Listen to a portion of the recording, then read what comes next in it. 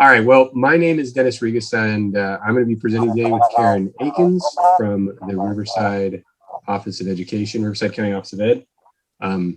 All four of us from the math team are here. Deanna Seja is going to be running our live Twitter feed for the session today, and Shirley Roth's going to be monitoring the chat for us. So if you have any questions for any of us, go ahead and direct message her, any of us, or just drop it in the chat and we'll be happy to address those questions and go through this today. So today we're going to be looking at the focus area number 2 from our roadmap for equitable and effective instruction or teaching, learning, and leadership. So today's presentation talks about teacher and staff development specifically, and what we can do within that topic to increase equitable outcomes for students across our county and within education. Contact information, and we will provide a link to this presentation at the end of the afternoon, and you'll have our contact information there as well.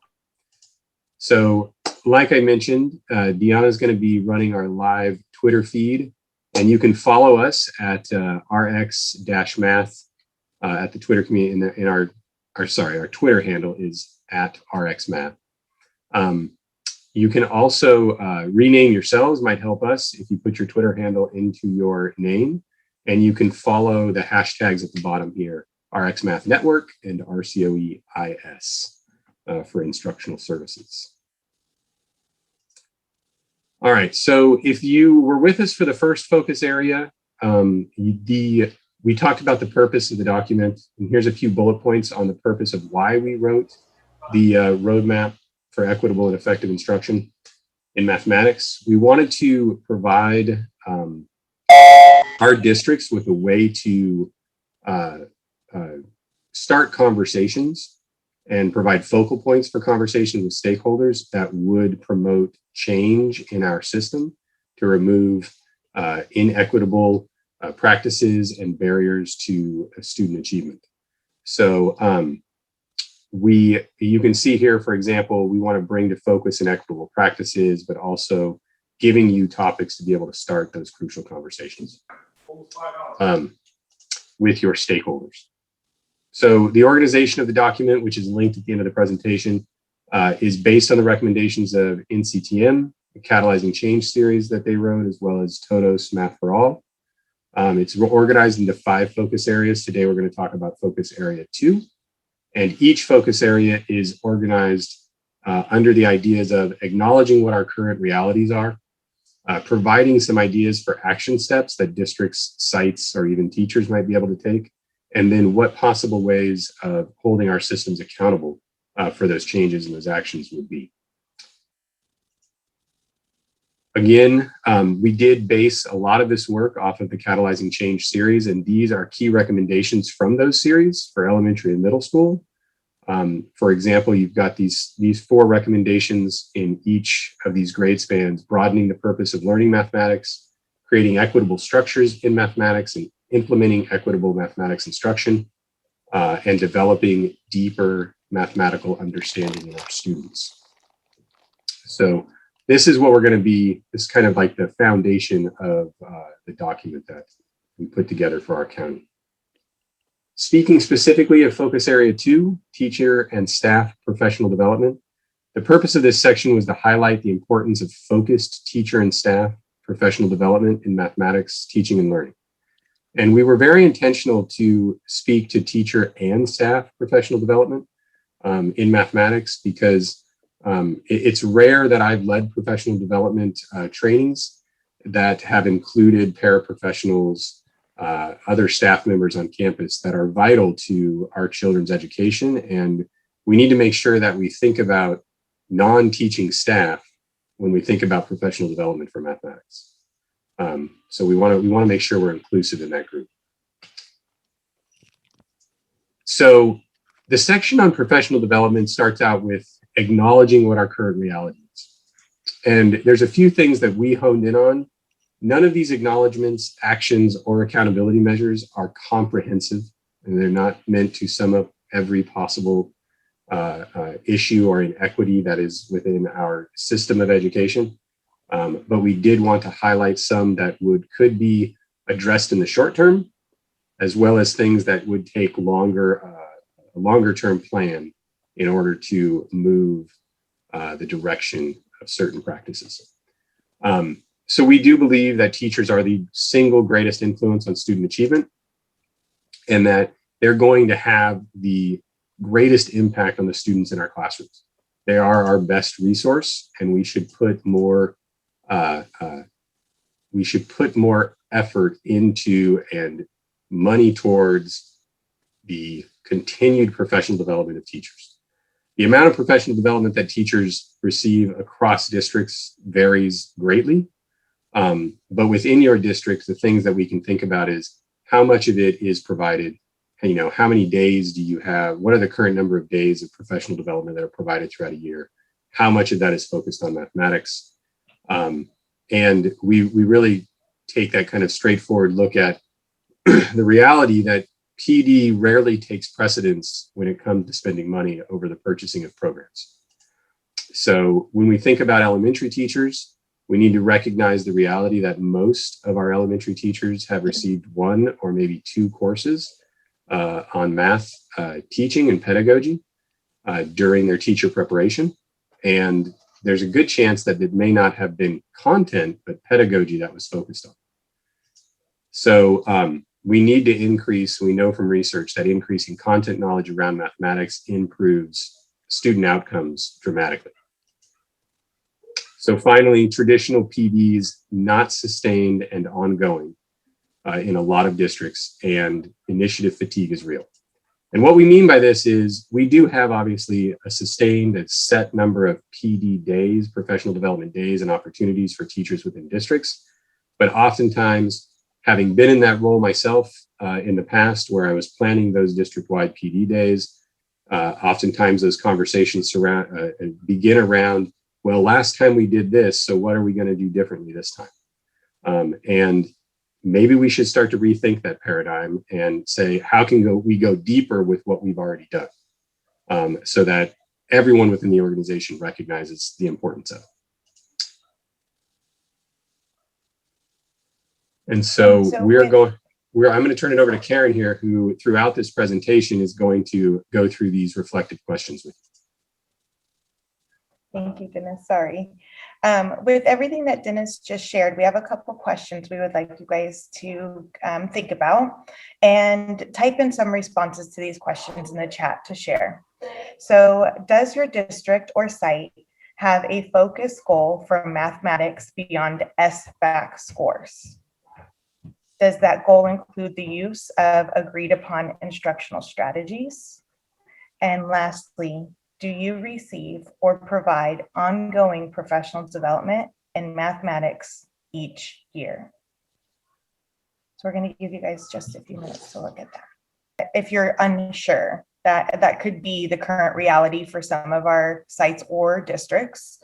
And closing the achievement gap for math based on SBAC data is something that I'm seeing in there. No agreed upon strategies, but we did before COVID have ongoing PD. So we do have some sites that have some focus goals beyond SBAC. It does include agreed upon strategies, and they do PD each year.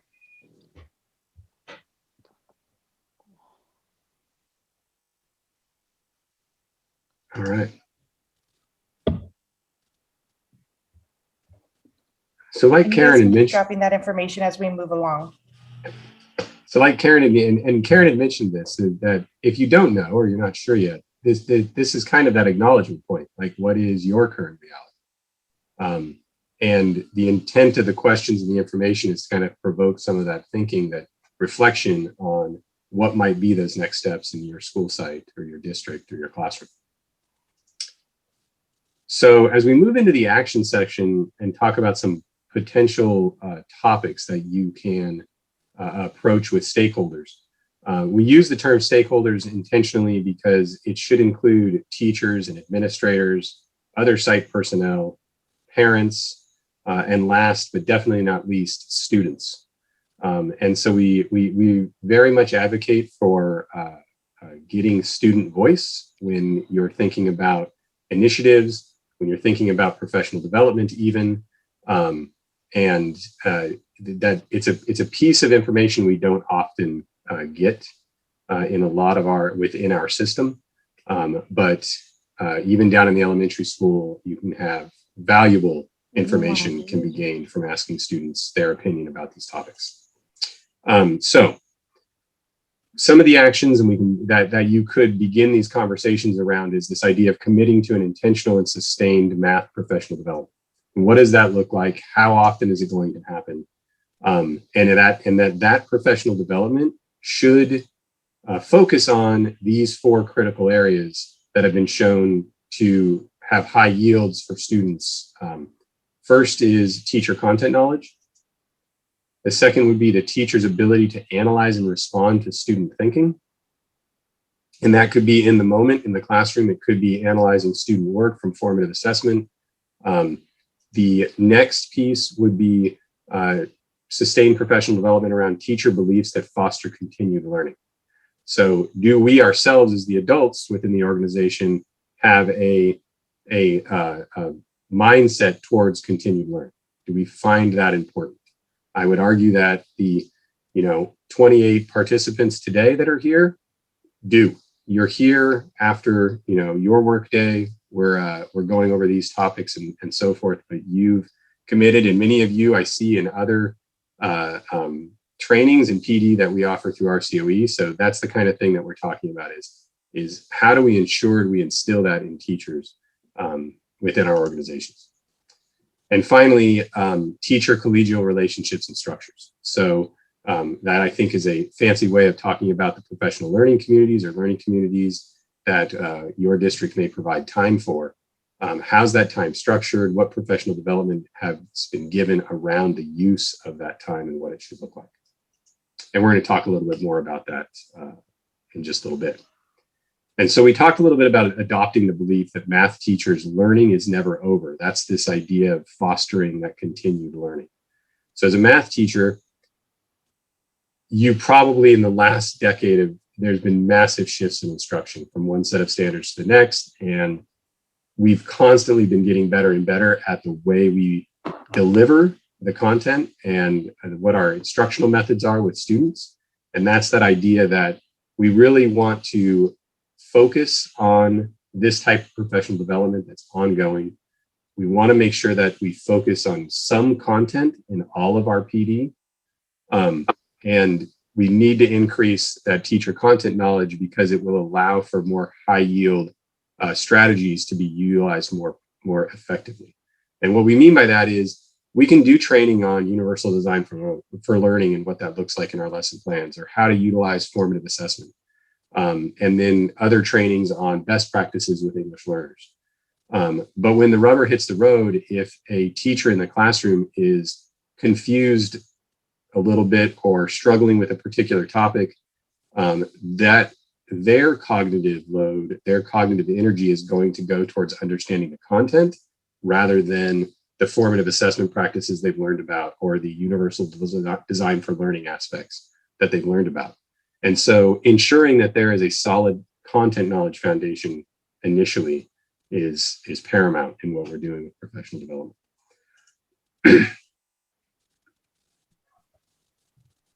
So our first question with this section for action is, what was the last math PD you attended or were provided? I'm going to let you drop that in before I ask the next question.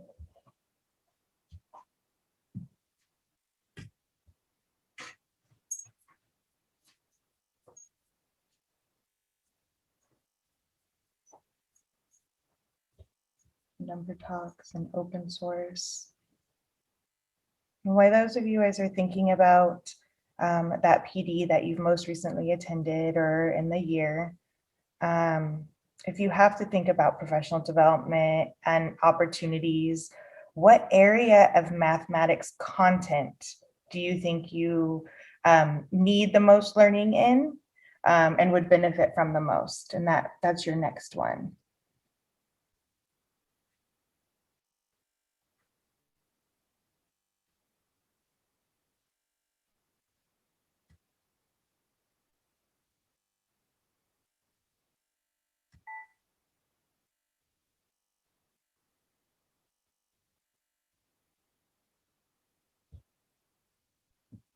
So we see a lot of different trainings and 3 reads protocol, choral counting, common assessments, rehumanizing mathematics. For content, I think connections to data science, geometry, algebra. All right, thank you guys for sharing.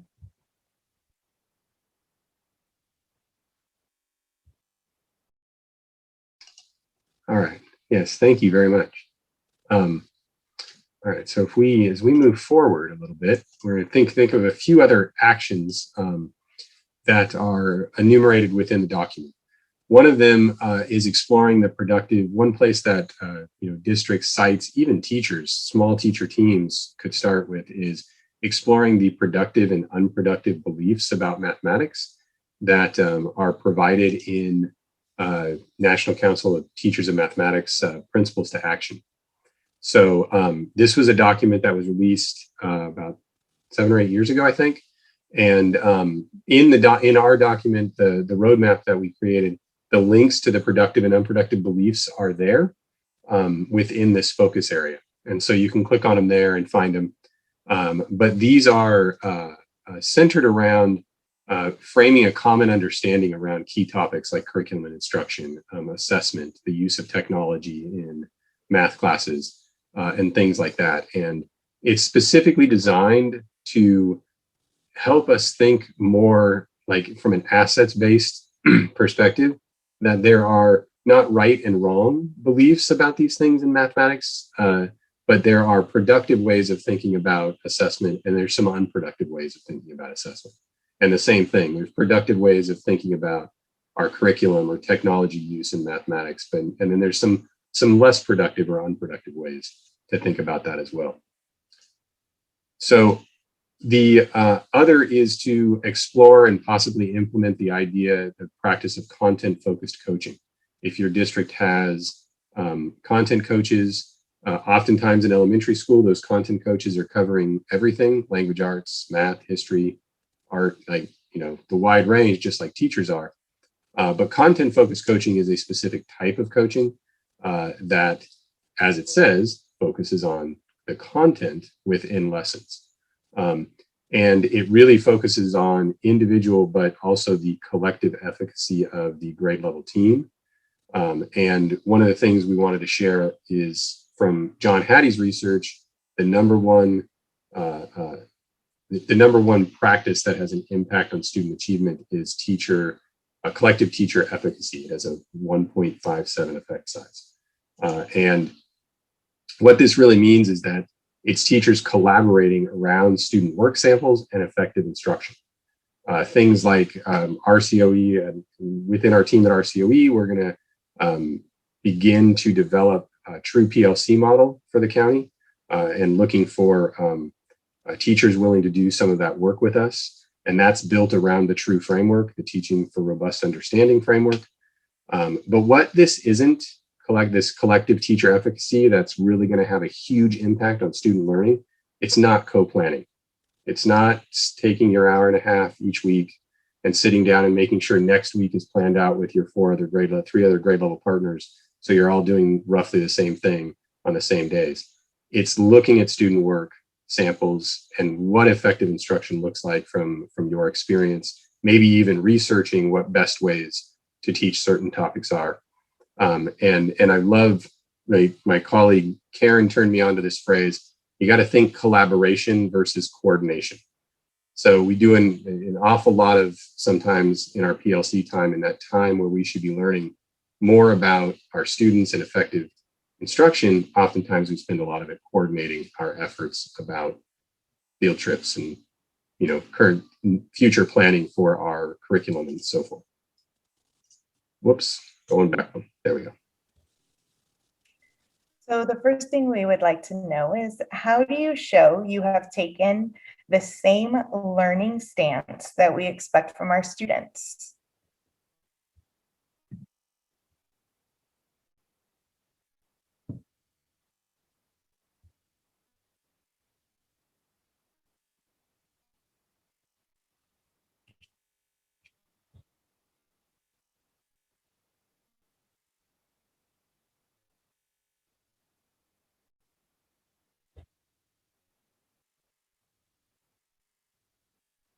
As you guys are thinking and writing that, I'm going to combine the next couple of questions. Have you worked with a curriculum content coach? Could you have utilized them better?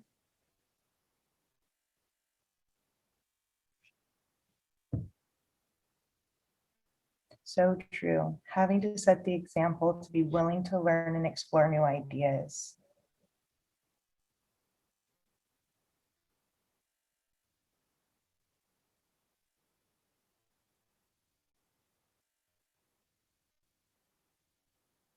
Oh, I like this. Worked with a curriculum coach as a principal, supporting teachers in the work with providing time. Again, all pre-COVID. Collaboration is best, and agree mindset, being transparent, such good things.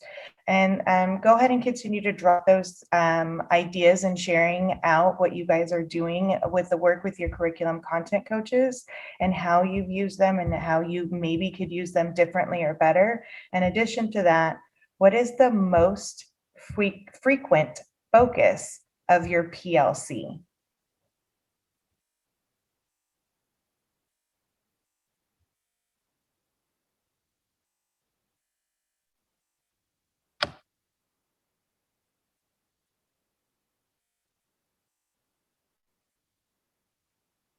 We have some goals for math focus for their PLCs. Have not had an experience with a content coach that wasn't about pacing and assessment. Worked with curriculum coaches about school curriculum. I'm loving all these responses. Keep them coming. Go ahead, Dennis. All right.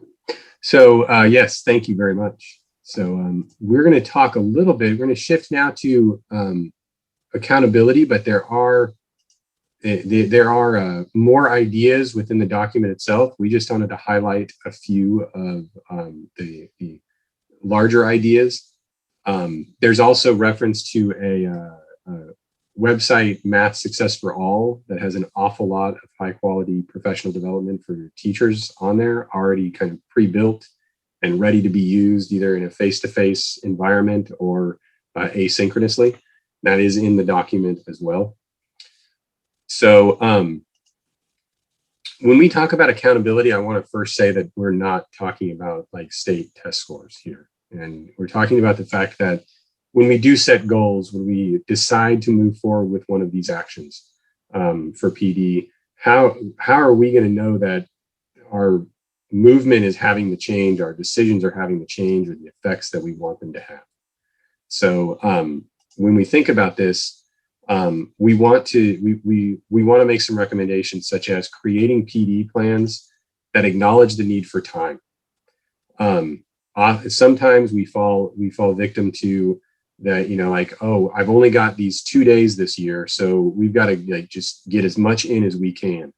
But we know as well as anybody as educators that the more you put in, the less people usually retain. So fewer topics that are focused on your most needed areas. Don't look for quick fixes. I think this has been one of those things that we do in education a lot. I think that it's going to be very easy for us to look for those quick fixes as we move back to in-person instruction and people start to talk erroneously even more about learning loss and trying to fill gaps and things like that from distance learning for a year. But we need to, here's an idea, like let's stop buying programs trying to fix achievement gaps. Let's invest in our teachers and invest in high quality professional development for them.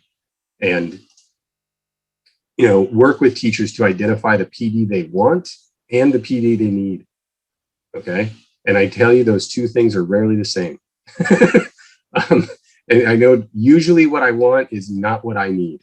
And so we need to ask for both, and we need to plan PD around both their wants and their needs, and provide it in a sustained manner so that the people within our organizations and within our systems understand very clearly what's important to us. And like I said, this idea of investing in our teachers. There's a great video that's linked here in the presentation where we were interviewing Graham Fletcher, and he had this exact same thing to say, that the place we need to be spending our money is our teachers. Okay, we've tried programs and many other things over the years that we know aren't working. And we need to recognize, if we do purchase programs of some kind, professional development on those is necessary, but let's not mistake professional development on a math-based program for math professional development. Okay, the PD for the program you've purchased is absolutely necessary if you expect it to be used effectively and to get the gains that that program is claiming they can get for kids. But on top of that, we still need to talk about what's the math professional development we're going to be doing for teachers, because they're not the same thing. So recognize that teachers and staff need time to learn, improve, and reflect.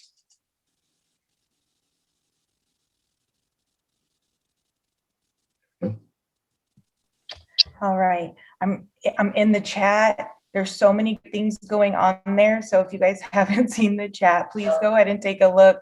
I think Zoom needs a like button. There's so many things I just want to go in and like and respond to. It's so good. And thank you guys for sharing those things and sharing being vulnerable in some of the stuff that you're sharing. So we appreciate all the sharing going on there. And with that, we're going to add some more conversation that can happen there. So what would be your first step toward a clearer math focus in your classroom, at your site, or within your district? And take a moment and acknowledge one thing you do or ask teachers to do that could be removed to increase their time or your time.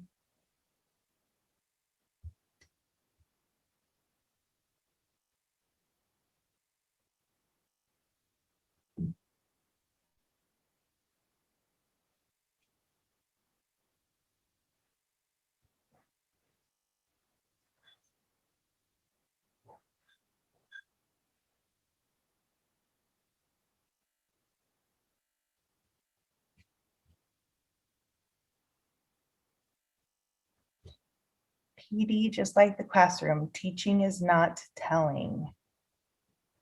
Yes, we need to have some experiences with our PD. I like this too. PD for a program cannot be, let's just turn the page to 21.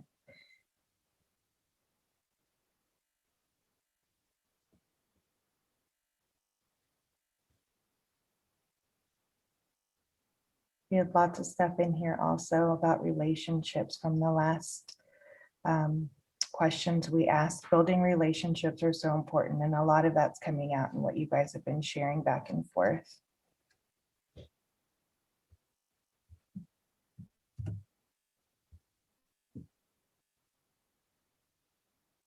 What can be removed is any meeting that can be said in an email, or any experience that is really just a checkbox for someone else's accountability plan. Matt, there's a lot of truth to that. We see plenty of memes about a meeting that could have been an email these days. I acknowledge that announcement type communication does not need to take up face time. Yes, I love that. We'll see some more of these come in through the chat as we continue to move along.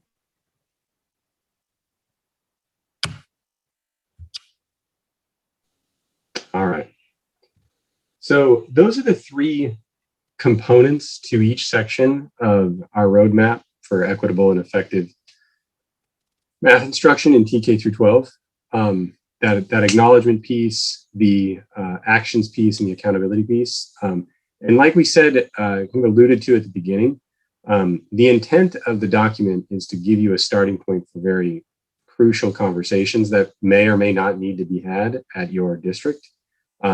It's not going to be the same for every district. It's not going to be the same for every site or every teacher team. But we do believe that the document might be able to help you find a place to start and a place to focus that will increase achievement for students.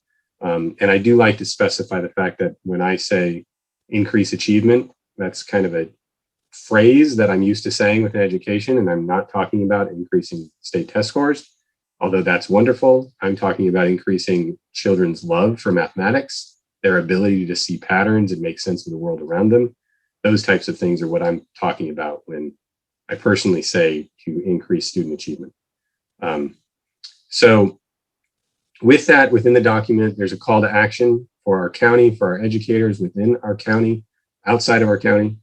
I'm not going to read this entire thing to you, but as it does say, we live in some pretty unprecedented times, not just with COVID and the pandemic, but within our education system that was truly built built and designed over 100 years ago to sustain a factory model. I mean, we think about our days that are divided by bells. That was literally in place because it modeled the factory life that most people lived into. We work within a system that was designed that long ago. We have a social responsibility to address the unjust, racist, and harmful practices within our system. Whether we're addressing those at our classroom level or our site level within our team at a district level, we need to think about that and how the parts of our system we often don't think about perpetuate many of the problems that we do struggle with, and we may not even realize it. So we call upon all educators to engage in this work to help dismantle the structures that continue to oppress Black, Indigenous, and people of color students, our students with disabilities, our students who receive foster care and homeless services, and all other marginalized student populations, and to help students see the beauty, joy, and wonder of mathematics. So with that, that's the end of our presentation piece, and we wanted to open it up to the group for questions and conversation around any of the topics that we talked about.